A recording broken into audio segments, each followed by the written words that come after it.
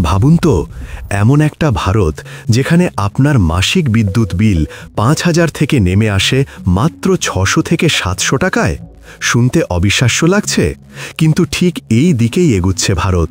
সম্প্রতি প্রধানমন্ত্রী নরেন্দ্র মোদী এমন একটি ঘোষণা করেছেন যা শুধু আজ নয়, আগামী কয়েক দশক ধরে ভারতের ভবিষ্যৎ বদলে দিতে পারে। তিনি বলেছেন, हमें बहुत महत्वपूर्ण सेक्टर में भी कदम उठाए जा रहे हैं। हम न्यूक्लियर सेक्टर को भी ओपन करने की तरफ आगे बढ़ रहे हैं। इस सेक्टर में भी हम प्राइवेट सेक्टर की सशक्त भूमिका की नींव रखने जा रहे हैं। এর মানে হল ভারত তার পারমাণবিক বিদ্যুৎ খাত বেসরকারি সংস্থার জন্য উন্মুক্ত করতে চলেছে। এতদিন যেখানে শুধুমাত্র সরকারি সংস্থা যেমন ডিএই বা এনপিসিআই পারমাণবিক বিদ্যুৎ কেন্দ্র চালাতো, এখন সেখানে প্রবেশ করতে পারবে বেসরকারি কোম্পানি, এমনকি বিদেশি সংস্থাও। রাশিয়া, আমেরিকা, ফ্রান্সের বড় বড় প্রাইভেট কোম্পানি এবার ভারতের নিউক্লিয়ার পাওয়ার সেক্টরে বিনিয়োগ করতে পারে। কিন্তু প্রশ্ন হল, এটা কি ভারতের জন্য আশীর্বাদ নাকি একটি বড় ঝুঁকি? চলুন সহজ করে বুঝে নিই।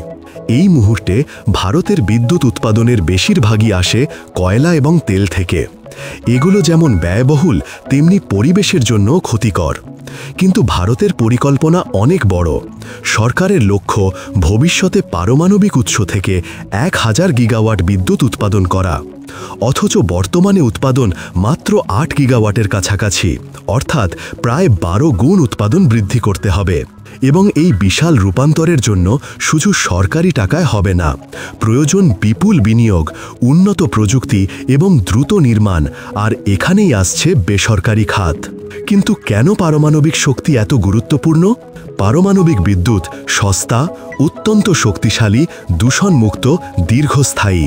ফ্রান্সের দিকে তাকান, দেশটির অর্ধেকের বেশি বিদ্যুৎ আসে পারমাণবিক উৎস থেকে। ফলাফল, বিদ্যুৎ বিল তুলনামূলকভাবে অনেক কম। ভারতেও একই সুবিধা পাওয়া সম্ভব। বিদ্যুৎ সস্তা হলে শিল্প বাড়বে, ব্যবসা বাড়বে, জীবনযাত্রার খরচ কমবে। এটাই সরকারের বড় লক্ষ্য। তাহলে কেন বেসরকারি সংস্থাকে ঢুকতে দেওয়া হচ্ছে? কারণ এই খাত এতই ব্যয়বহুল যে শুধুমাত্র সরকার একা সামলাতে পারবে না।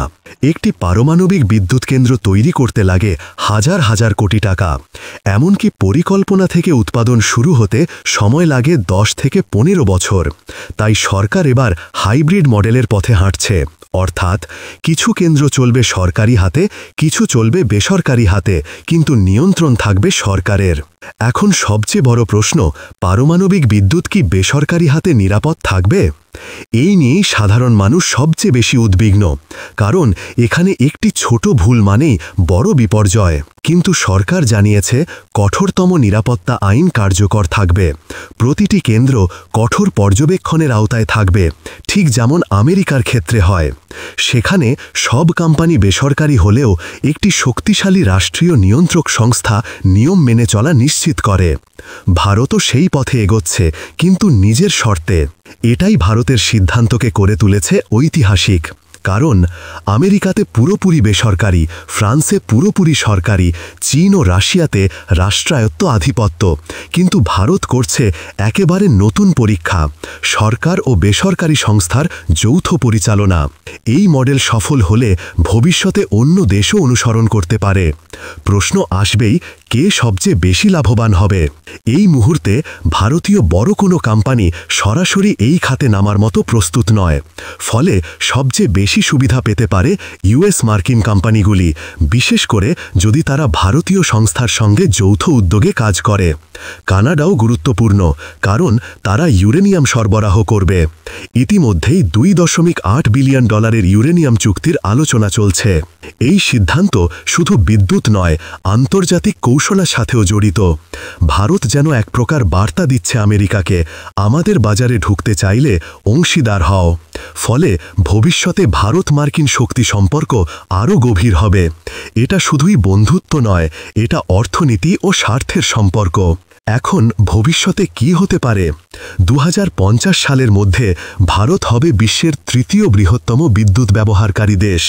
চাহিদা বাড়বে অসাধারণ গতিতে। সেই চাহিদা পূরণে পারমাণবিক শক্তি হবে অন্যতম স্তম্ভ।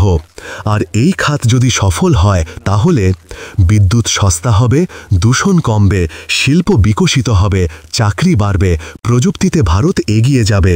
ভারতের এই সিদ্ধান্ত একদিকে যেমন আশার আলো, তেমনি একটি বড় পরীক্ষা। সবকিছু নির্ভর করবে বাস্তবায়নের উপর। নিয়ন্ত্রণ শক্ত হলে এটি হবে ইতিহাসের এক সাহসী ও দূরদর্শী পদক্ষেপ।